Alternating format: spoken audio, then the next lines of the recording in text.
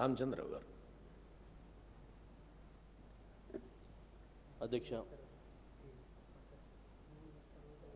ఈ యొక్క షార్ట్ డిస్కషన్స్లో మన బీఎస్సీలో అనుకున్నట్టు ఫార్మర్స్ ప్రాబ్లం మీద, ఆత్మహత్యల మీద, అదేవిధంగా ఇరిగేషన్ పవర్ మీద కూడా డిస్కషన్ ఉంది. కాబట్టి సభ్యులు ఇంతకుముందు మాట్లాడినట్టు ఆ కొన్ని విషయాలు ఇరిగేషను అదేవిధంగా పవర్ సంబంధించిన కొన్ని విషయాలు ఉన్నాయి కాబట్టి దానిపైన మరొకసారి అవకాశం వస్తుందని చెప్పి ఆ విషయాలలోకి పోకుండా ఈరోజు తెలంగాణ రాష్ట్రంలో జరుగుతున్నటువంటి ఒక ఆత్మహత్యలపై, రైతాంగ ఆత్మహత్యలపై మనం చర్చించేటటువంటి ఒక విషయం నిజంగా చాలా బాధాకరమైన విషయం. ఇది బ్రిటిష్ వారు ఈ దేశాన్ని వదిలిపోయేటప్పుడు రాయల్ కమిషన్ ఆన్ అగ్రికల్చర్ అని పెట్టడం జరిగింది. ఆ రోజు ఆ కమిషన్ ఒక అబ్జర్వేషన్ ఏంటంటే, a farmer in India will born in debts, will live in debts and die in debts. దాని తర్వాత లాల్ బహదూర్ శాస్త్రి గారు ఈ భారతదేశ ప్రధానమంత్రి అయిన తర్వాత ఆ రోజు యుద్ధంలో మన సైనికులు కొట్లాడుతున్న సమయంలో జై జవాన్ జై కిసాన్ అనే నినాదం వేయడం జరిగింది. ఈ జై కిసాన్ అనేటటువంటి నినాదం ఆనాడు లాల్ బహదూర్ శాస్త్రి గారు ఇవ్వడంతో రైతుల పట్ల ఈ దేశానికి కానీ, ఈ దేశంలో ఉన్న ప్రభుత్వాలకు కానీ, ఈ దేశంలో ప్రజలు కానీ ఒక ఆదరణ పెరగాలనేటువంటి విషయాన్ని ఆ రోజు మనకు లాల్ బహదూర్ శాస్త్రి గారు గుర్తు చేయడం జరిగింది. కానీ అదే జై కిసాన్ ఈరోజు అమర్ హై అనేటటువంటి ఒక పేరు తీసుకురావడం మన గ్రామాల్లో నిజంగా అది చాలా బాధాకరమైన విషయం. కారణాలు ఏంటి, ఎవరి కారణాలు అనే విషయం ఇక్కడ కాదు అధ్యక్ష. విషయానికి ఏంటంటే, ఏ విధంగా ఈ యొక్క ఆత్మహత్యను నివారించాలి, ఏ విధంగా ప్రభుత్వము కానీ రాజకీయ పార్టీలు కానీ ఈ రైతుల్లో ఆత్మవిశ్వాసాన్ని కలిగించాలి, భరోసా ఇవ్వాలి, మీరు ఆత్మహత్య చేసుకోవద్దని. ఆ కారణాలు, పరిష్కారాలు ఇవి మన ఈరోజు ముఖ్యమైన చర్చగా నేను భావిస్తున్నాను. అయితే ప్రభుత్వం తనంతో తనే ఒక స్టేట్మెంట్ ఇచ్చి దానిపైన ఈ యొక్క చర్చకు మొదలుపెట్టడంలో మేము నిజంగా కూడా స్వాగతించాం. ఎల్ఓపి గారు కూడా అన్నారు, మేము స్వాగతిస్తున్నాం. బీఎస్సీలో కూడా మీరు అడిగినప్పుడు మీరు అంగీకరించారు. వాస్తవానికి దానికి మీ అందరూ కూడా మేము ధన్యవాదాలు చెప్పాల్సిన అవసరం ఉన్నది. తెలంగాణ ప్రాంతంలో మన అందరూ తెలుసు, చాలా వరకు ఇరిగేషన్ లేవు. అందరూ కూడా ఈ యొక్క బోర్వెల్స్ దాని మీద డిపెండ్ అవుతూ ఉంటారు. కానీ చాలా గొప్పగా చెప్తున్నారు, 7 గంటలు మేము కరెంట్ ఇస్తున్నాం, 9 గంటలు నిలుస్తున్నాం. అదే ఒక వానితో బావిలో బోర్లో నీరు లేవని చెప్తా ఉన్నాం. మరి ఆ కరెంటు దేనికి పనికి వస్తుంది అధ్యక్ష? అందుకే ఏ విధంగా కరెంటు రైతులకు ఉపయోగపడుతుందనే విషయాన్ని కూడా మనం ఆలోచించాల్సిన అవసరం ఉన్నది. ఈరోజు బావిలు ఎండిపోయినప్పుడు, బోర్వెల్ ఎండిపోయినప్పుడు 7 గంటలు కరెంట్ ఇస్తే ఏంది, 24 గంటలు కరెంట్ ఇస్తే ఏంది? ఈరోజు ఉన్నటువంటి ఒక పరిస్థితిలో తెలంగాణలో రైతాంగం ఆత్మహత్య చేసుకున్నటువంటి విషయాల్లో ప్రభుత్వం చేసినటువంటి వ్యాఖ్యలు కానివ్వండి, మంత్రులు చేసినటువంటి వ్యాఖ్యలు కానివ్వండి, లేకపోతే ఆత్మహత్యలు చేసినటువంటి సంఖ్య పైన వచ్చినటువంటి వివాదం కానివ్వండి, ప్రభుత్వం తీసుకున్న చర్య పైన కానివ్వండి, ఈరోజు మనం ఎందుకు చర్చ పెట్టాల్సి వస్తుందంటే, ఒకవైపు national record of crime bureau వాళ్ళు 1336 రైతులు ఆత్మహత్య చేసుకుని చెప్పడం జరుగుతుంది. దానికి ప్రభుత్వం ఇచ్చినటువంటి అంకెలు వేరే. సరే, అది ఏ విధమైన కానివ్వండి, కానీ ఈరోజు రైతులు ఆత్మహత్య చేసుకుంటున్నారనే విషయం మాత్రం వాస్తవం. తెలంగాణ వచ్చిన తర్వాత తెలంగాణ బంగారు తెలంగాణ వైపు పోతుందని చెప్పేసి మనందరూ ఆలోచించే సమయంలో రైతాంగ ఆత్మహత్య ఈ 15 నెలల్లో జరిగినటువంటి ఒక సంఖ్య అయితే ఉందో అది నిజంగా దేశవ్యాప్తంగా కూడా చాలా ఎక్కువ సంఖ్య అని చెప్పేసి కూడా ఇంతకుముందు కూడా సభ్యులు కూడా మాట్లాడడం జరిగింది. అయితే దీనికి కారకులు ఎవరు, ఎందుకు అవుతున్నాయనే విషయాన్ని కూడా మనం విశ్లేషించాల్సిన అవసరం ఉన్నది. కానీ ఒకరిపై ఒకరి రాజకీయం చేయకుండా, ఆరోపణలు చేయకుండా మనం మాట్లాడి వారిపైన భరోసా వారికి ఇవ్వడంలో మనందరి ఒక వివేకత ఉంటుంది. ఇక మన మాట్లాడే మాటలు రైతాంగం బాధపడకూడదు, వారికి భరోసా ఇవ్వాలనే అవసరం ఉందని చెప్పేసి కూడా నేను భావిస్తున్నాను అధ్యక్ష. ఈరోజు వాస్తవానికి రైతు ఆత్మహత్యకు అనేకమైన కారణాలు కావచ్చు. ఆ కారణాల్లో ముఖ్యంగా పంటలు నాశనం కానివ్వండి, లేకపోతే విత్తనాలు ఒక నకిలీ విత్తనాలు రావడం, సమయానికి ఎరువులు దొరకపోవడం, ఎరువులు దొరికినా కూడా అవి కూడా నాణ్యమైన ఎరువులు దొరక్క, ఇటువంటి అనేకమైనటువంటి ఒక కారణాలు. దాని తర్వాత పండిన పంట, ఆ పంటకు ధర దొరక్క, లేకుంటే పంట సరైనటువంటి సమయంలో రాక క్రాప్ లాస్ అనేది జరుగుతుందో దాని విషయంలో కూడా రైతు ఆత్మహత్య చేసుకోవడం జరుగుతూ ఉంది. కేవలం క్రాప్ ఫెయిల్యూర్ మాత్రమే కాదు, రైతుకు అనేకమైన సమస్యలు ఉంటాయి. రైతులు ఆత్మహత్య చేసే కారణము కేవలము ఒక పంట సంబంధించినటువంటి ఒక విషయమైతే కాకుండా బ్యాంకుల్లో రుణాలతో పాటు అతను బయట సామాజిక అవసరాల కోసం చేసినటువంటి రుణాలు కూడా కారణమైన విషయాన్ని కూడా మనం తెలియజేసుకోవాల్సిన అవసరం ఉన్నది. రైతుకు ఒక పంటనే కాదు, అతనికి ఒక కుటుంబం ఉంటుంది, అతనికి ఒక పిల్లలు ఉంటారు, పిల్లల్ని చదివించే అవసరం ఉంటుంది, పిల్లలకు పెళ్ళిళ్ళు చేసే అవసరం ఉంటాయి. అవన్నీ కూడా పంటలపైన ఆధారపడి నా కుటుంబాన్ని నడుపుకుంటాం అనేటువంటి ఒక ఆలోచన రైతుకు ఉంటుంది. కాబట్టి ఆ రైతు సామాజిక అవసరం కోసం కూడా అప్పులు చేసి అప్పు భారం మీద లేచి ఒక మనిషి ఆత్మహత్య ఎందుకు చేసుకుంటాడంటే ఆత్మాభిమానం కోల్పోయినప్పుడు, అతనికి ఎక్కడ కూడా ఏ దారి కరవక ఇదే లైఫ్ ఫైనల్ డిసిషన్ అని చెప్పేసి భావన వచ్చినప్పుడే ఆత్మహత్య చేసుకుంటాడు. అటువంటి ఒక వేపు రైతుని పోనీయకుండా చూడాల్సిన బాధ్యత కూడా మనందరికీ. ఆ రోజు యూజేరియస్ లోన్స్ అబాలిషన్ యాక్ట్ అని పెట్టడం జరిగింది. నిజంగా కూడా ఆ రోజు కాబూలీ వాళ్ళ దగ్గర, ఊర్లలో సహకారుల దగ్గర అప్పు తీసుకొని కంపౌండింగ్ ఇంట్రెస్ట్తో పాటు దాంట్లో అప్పుల ఊబిలో ఊరిపోయి ఆనాడు రైతు ఆత్మహత్య చేసుకుంటుంటే, ఈనాడు ప్రభుత్వాలు రుణమాఫీలు చేస్తున్న సమయంలో కూడా ఎందుకు రైతులు ఆత్మహత్య చేసుకుంటున్న విషయాన్ని కూడా మనం ఆలోచించాల్సిన అవసరం లేదు. రిజర్వ్ బ్యాంక్ ఆఫ్ ఇండియా ఒక రెగ్యులేషన్ పెట్టింది, రైతాంగం తీసుకున్నటువంటి ఒక రుణాలు దాని యొక్క ఇంట్రెస్ట్ ప్రిన్సిపల్ అమౌంట్ కన్నా ఎక్కువ దాటకూడదని చెప్పేసి 10,000 తీసుకుంటే ఇంట్రెస్ట్ 10,000 దాటవద్దు అనేటువంటి గైడ్లైన్స్ ఉంది. ఎన్ని బ్యాంక్స్ దాంట్లో ఫాలో చేస్తూ ఉన్నాయి, ఎన్ని బ్యాంకులు దాన్ని ఈరోజు ఇన్ ట్రూ స్పిరిట్ తీసుకుంటున్న విషయాన్ని కూడా మనం ఈ బ్యాంకర్స్ సమావేశంలో మనం తెలియజేసుకోవాల్సిన అవసరం ఉన్నది. ఈరోజు కంపౌండింగ్ ఇంట్రెస్ట్ లేదు, సింపుల్ ఇంట్రెస్ట్ మీద రైతాంగానికి మనం అప్పులు ఇస్తున్నాం.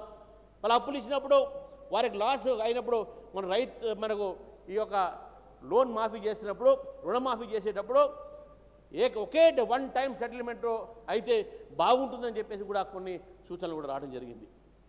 నిన్న కలవకుర్తి దగ్గర ఒక గ్రామంలో మంత్రి గారితోనే నేను కొన్ని సబ్స్టేషన్ ఇనాగ్రేషన్కి వెళ్ళడం జరిగింది.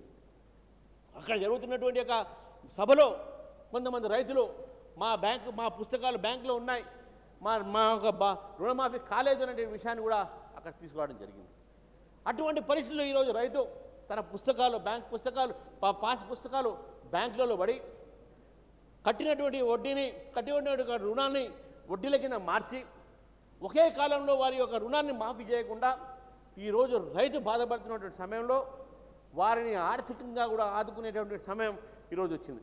ఇంతకుముందే స్టేట్మెంట్ చూశాను, జియో 421లో 19 సెప్టెంబర్ 2015 నుంచి జరిగినటువంటి ఒక ఆత్మహత్యలకు ఏదైతే జరిగినాయో వాటిని దృష్టిలో పెట్టుకుని ఎఫ్ఐఆర్ చూసిన తర్వాత 5 లక్షల రుణాలు, 5 లక్షల కాంపన్సేషను, 1 లక్ష రూపాయల రుణాలు మాఫీ చేయడం జరుగుతుంది. ఇప్పుడే స్టేట్మెంట్ చెప్పారు 2 జూన్ నుంచి కూడా దీన్ని అమలు పరుస్తుందని చెప్పేశారు. దీన్ని స్వాగతిస్తూ ఈ యొక్క కారణాల కొన్న ఇంతకుముందు పెద్దలు మిత్రులు మాట్లాడుతూ కూడా అన్నారు, దీనికి కారణాలు గతంలో కాలేదా, పక్క రాష్ట్రంలో కావట్లేదా, అక్కడ రాష్ట్రంలో కావట్లేదా, ఎక్కడ ఆత్మహత్యలు జరుగుతున్నాయనే విషయం కాదు ఇక్కడ అధ్యక్ష.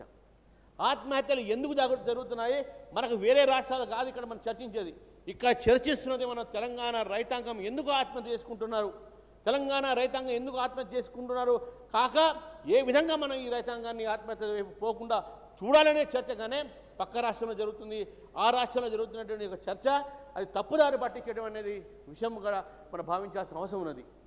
వాస్తవానికి ఈరోజు 16 నెలల ఒక ప్రభుత్వం నిజంగా పాలు తాగే బిడ్డ కాదు. ఇంతకుముందు షబీర్ గారు చెప్పారు, ఐరోపీ గారు, పాలు తాగే బిడ్డ కాదు. కేంద్రంలో కూడా వచ్చి ప్రభుత్వం ఇదే సమయంలో వచ్చింది. అక్కడ కేంద్రంలో ఉన్నటువంటి ప్రభుత్వం కూడా ఈరోజు ఆ మాట అనట్లేదు, మేము మొన్ననే వచ్చినాం కదా అని చెప్పేసి. కేంద్రంలో కూడా ఏం చేస్తాం ఇంకో విషయాలు కొన్ని చెప్తాను. కానీ ఈరోజు 16 నెలల మాత్రమే ఉందంటే మీకు మరి 3.5 సంవత్సరాలు మాత్రమే కాలం మిగిలింది. ఆ 3.5 సంవత్సరాల్లో దాదాపు లాస్ట్ ఇయర్ మొత్తం కూడా ఎలక్షన్ ఇయరింగ్ ఉంటుంది. అంటే మీకు ఎఫెక్టివ్ ఇయర్ ఓన్లీ 2.5 years మాత్రమే. 1.5 ఇయర్లో చేయలేని పని మీరు ఈ 2.5 ఇయర్లు ఎలా చేస్తారని చెప్పేసి కూడా ప్రభుత్వాన్ని అడగాల్సిన అవసరం ఉన్నది. ఎందుకు ఆరోపణలు మీ ప్రతిపక్షాలుగా మాకు హక్కున్నది ఒక విమర్శ చేసేది. రవీంద్ర గారు చెప్పారు ఇంతకుముందు చదువు తీసుకుంటామని చెప్పేసి. ప్రతిపక్షాల ఒక బాధ్యత ప్రభుత్వం చేసినటువంటి నిర్లక్ష్యం కానివ్వండి, తప్పు కానివ్వండి, లేకుంటే ప్రభుత్వాలకు సూచనలు ఇవ్వడం కానీ మా బాధ్యత అది. మా బాధ్యతను మేము నిర్వహిస్తే ప్రతిపక్షాలు దీన్ని ప్రార్థన చేస్తున్నాయి, దీన్ని రాజకీయాలు చేస్తున్నాయి అనే విషయాన్ని పదే పదే మాట్లాడడం కూడా తప్పని తెలియజేస్తున్నాను. అధ్యక్ష, ఎంతైతే రైతాంగం మీద మీకు ప్రేమ ఉందో అంతకన్నా ఎక్కువ ప్రేమ మాకు కూడా ఉండదనే విషయాన్ని కూడా మీకు తెలియజేస్తూ ఈ రైతాంగం సమస్య మీద అనేకమైన సూచనలు కూడా ఇవ్వడం జరిగింది. ముఖ్యంగా ఏవైతే సివిల్ సప్లై సంబంధించినటువంటి FCI గోడాన్స్ లానే ఈరోజు స్టేట్ గవర్నమెంట్ కూడా గోడాన్స్ తీసుకోవడం జరిగింది. క్రాప్ ఆల్టర్నేటివ్ క్రాప్స్ ఏ విధంగా వేయాలనే విషయాన్ని కూడా సూచన జరిగింది. స్వామినాథన్ కమిషన్ గారు చెప్పినట్టు market support price, yes, it is the responsibility of the central government. కానీ దాని విషయంలో కూడా సెంట్రల్ గవర్నమెంట్తో స్టేట్ కోఆర్డినేషన్ కూడా ఉండాలనే విషయాన్ని కూడా స్టేట్ గవర్నమెంట్స్ గుర్తు చేసుకోవాల్సిన అవసరం ఉంది. ఈరోజు దాదాపు లెక్కల ప్రకారము 271 మండలాలు తెలంగాణ ప్రాంతంలో డిఫిషియెంట్ రెయిన్ఫాల్గా ఉన్నాయి. కొన్ని మండలాల్లో దానికన్నా ఎక్కువ యావరేజ్ రెయిన్ఫాల్ కన్నా తక్కువ ఉన్నది. మరి అక్కడ ఈరోజు అవి కరువు మండలాలుగా ప్రకటించాల్సిన అవసరం ఉన్నది.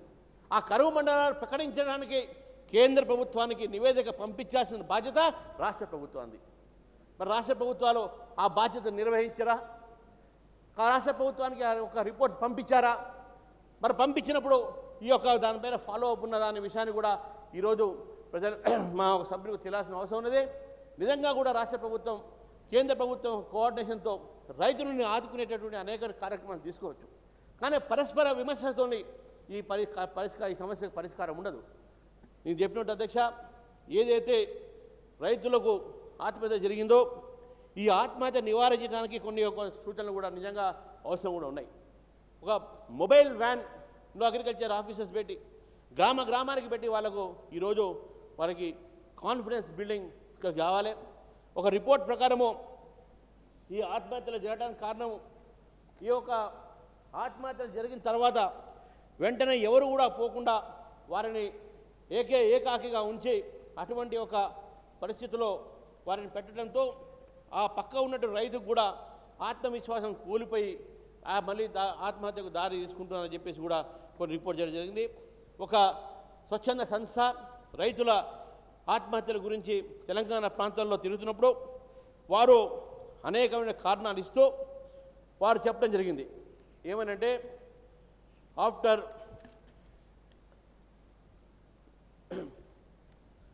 The last case of the suicide we visited at Chanchala village of Channal Mandal, the farmer so the private loan at 30% rate, but due to crop failure and non-availability of minimum support price, he was deeply indebted and frustrated. They lodged FIR and government response has come in for so many years. All these 12 cases of suicides tell us the tragedy of farmers in Telangana. All the 9 districts including Warangal are rain-fed and face continuous. None of the MLAs and MPs visited these families after the incidents అనే విషయాన్ని చెప్పడం జరిగింది. అంటే ఎమ్మటే incident జరిగినటువంటి సమయంలో ఇక MLA కానీ ఎంపీ కానీ ప్రభుత్వం సంబంధించిన అధికారులు కానీ ఆ గ్రామానికి పోయి ఆ రైతుని పలకరిస్తుంటే ఆ రైతు దగ్గరకు పోయి ఆ విశ్వాసాన్ని ఆ కుటుంబం విశ్వాసం కలిగించుంటే డెఫినెట్గా ఈరోజు ఈ యొక్క సంఘటన దగ్గుతాయని చెప్పేసి కూడా విశ్వాసం ఉంది.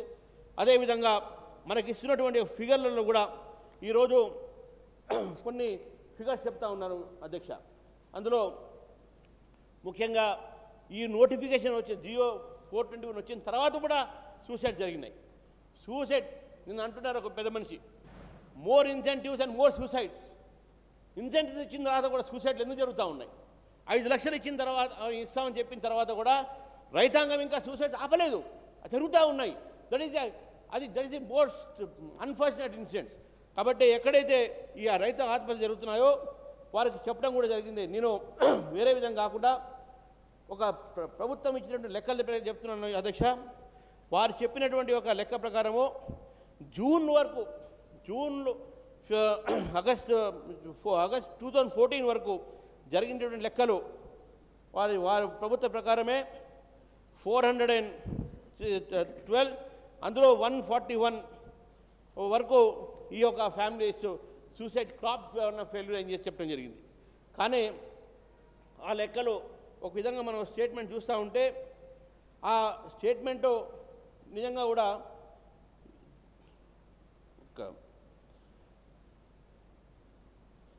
మంత్రి గారు అగ్రికల్చర్ మినిస్టర్ గారు ఇచ్చిన స్టేట్మెంటు అప్పటికే అనేక సూసైడ్ జరిగినాయి.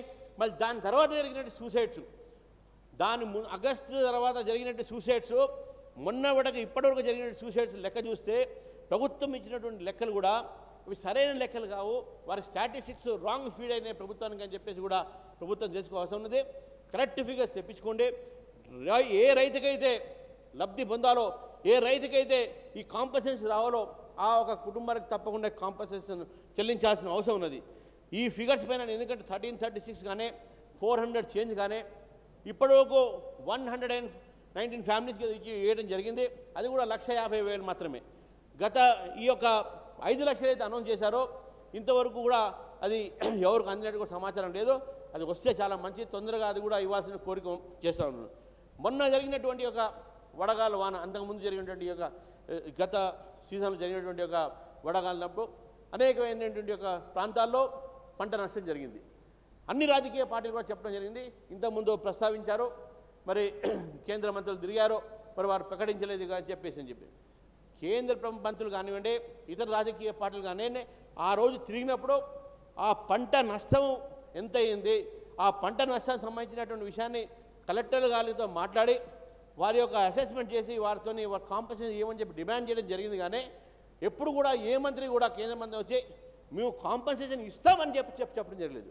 మేము దీనిపైన రాష్ట్ర ప్రభుత్వంతో మాట్లాడి వారికి కాంపన్సేషన్ వచ్చేలానే ప్రయత్నం చేస్తామని చెప్పారు.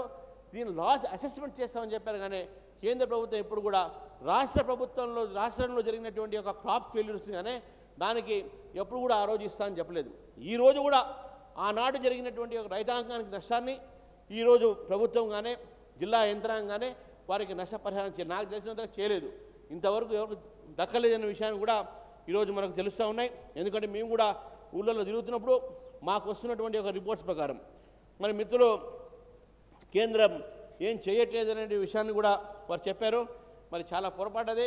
ఎందుకంటే ఈరోజు రైతాంగానికి సరైనటువంటి ఒక వ్యవసాయం మీద అవగాహన కోసం మిత్రులు చెప్పారు, టమాటా పండించడం కానివ్వండి, లేకపోతే ఫ్రూట్ వెజిటేబుల్స్ కానివ్వండి, షార్ట్ టర్మ్ క్రాప్స్ కానివ్వండి, వీటన్నిటి మీద అవగాహన కలగటానికి ప్రసార సాధనాలను ఉపయోగించాల్సిన అవసరం ఉన్నది.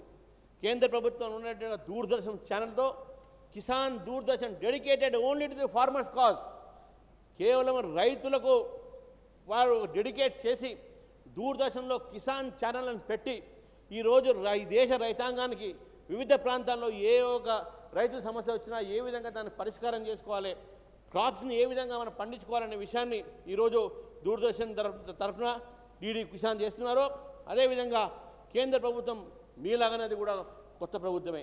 అది కూడా 16 నెలలు అయిపోయింది వచ్చిన తర్వాత, మోదీ గారు వచ్చిన తర్వాత వారు అన్ని రాష్ట్రాల నుంచి వచ్చినటువంటి నివేదిక తీసుకొని అగ్రికల్చర్ మినిస్ట్రీ అంటే ఇది కేవలం అగ్రికల్చర్ మిషన్ ఆలోచించకుండా అగ్రికల్చర్ ఫార్మర్స్ మీద ఆలోచించాలని చెప్పేసి ఆ ఫార్మర్స్ వెల్ఫేర్ అనేది డిపార్ట్మెంట్ ఉద్దేశం ఉండాలని చెప్పేసి అగ్రికల్చర్ ఫార్మర్స్ వెల్ఫేర్ మినిస్ట్రీ అని పెట్టడం జరిగింది. కిసాన్ కళ్యాణ్ మంత్రాలయ్ అంటే ఆ వెల్ఫేర్ అనేది చాలా ఇంపార్టెంట్. ఇక్కడ కూడా రైతులకు మనం వెల్ఫేర్ అనేది చాలా చూడాలి. నిజంగా క్రాప్ ఇన్సూరెన్స్ అవసరమే, లేదని కాదు. దానిపైన దాని దిశలో ప్రభుత్వం నడుస్తూ ఉంది. మరి మహారాష్ట్ర ప్రభుత్వం కానీ మన రాష్ట్ర ప్రభుత్వం కానీ మన కేంద్ర ప్రభుత్వం కానీ చేసినటువంటి కొన్ని విషయాలు మాత్రం మీకు తెలియజేస్తున్నాను అధ్యక్ష. అదే ఈ ఒక రైతు కేవలము పంట మీదనే కాకుండా అతనికి ఉన్నటువంటి పాడి పరిశ్రమలతో కూడా ఆవులు మేకలు దానిపైన కూడా అతను ఒక జీవనాన్ని ఆధారపడిస్తున్నాడు. కాబట్టి ఆ ఒక విషయంలో డెఫినెట్గా ఒక రాష్ట్రీయ గోకులం మిషన్ అనేటటువంటి ఒక ద్వారా రైతులకు ఆదాయం వచ్చేటట్టు ఈ యొక్క ప్రయత్నం చేస్తున్నారు. అదేవిధంగా మొత్తము నీటి వసతి కోసం వద్ద కల్వియానికి నదుల అనుసంధానం పేరు మీద ఈరోజు 5,200 కోట్ల రూపాయలు ముందు 50,000 కోట్లతో ప్రణాళిక సిద్ధం చేసి ఇప్పటివరకు 5,200 కోట్ల రూపాయలు దానికి రిలీజ్ చేయడం జరిగింది. నదుల అనుసంధానం అయితే డెఫినెట్గా రైతులకు ప్రతి చేనుకు నీరు వచ్చేటటువంటి అవకాశాలు ఉంటాయని చెప్పేసి కూడా మనందరం ఆశిస్తున్నాం. ఈ నదుల అనుసంధానం ద్వారా మనకు ఉన్నటువంటి గ్రౌండ్ వాటర్లో కూడా వాటర్ పెరిగే అవకాశాలు ఉన్నాయి. మరి దేశవ్యాప్తంగా తీసుకున్నటువంటిగా ఈ పథకంలో మరి తెలంగాణ కూడా డెఫినెట్గా లబ్ధి పడుతుందని చెప్పి ఆలోచిస్తున్నాను. అదేవిధంగా ఈ యూరియా కొరత అధిక చేయడానికి రామగుండం ఐఎస్సిసి పునః కూడా కార్యక్రమాన్ని ప్రారంభిస్తున్నాం. మన అందరూ తెలుసు రామగుండం కూడా మన తెలంగాణ ప్రాంతంలో ఉంది. మరి అక్కడ ఉన్నటువంటి ఫర్టిలైజర్ కంపెనీ కూడా